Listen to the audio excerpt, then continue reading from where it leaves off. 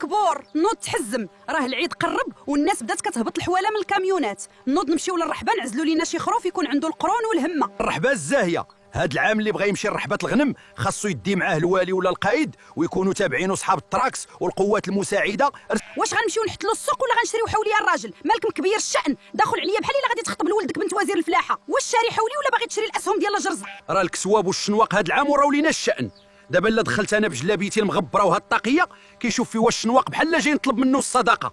ايوا ويلا دينا معنا القايد ولا الوالي واش غيطيح الثمن؟ واش الشناقه كيخافوا من هيبه الدوله وما كيخافوش من دمعات المزلوط اللي باغي غير يفرح وليداتو؟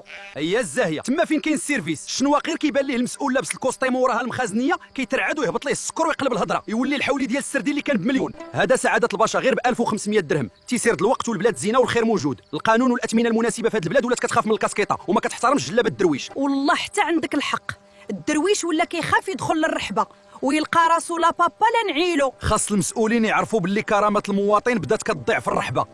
العيد شعيره ديال الله، شي مصيده باش يتريوش فيها الدرويش. الا بغاونا نعيودوا بالرحمه خاص القانون هو اللي يدخل للرحبه ويقاد الاثمنه، ماشي تنديو معنا الوالي في الطوموبيل باش ناكلوا لحم الحلال بثمن معقول.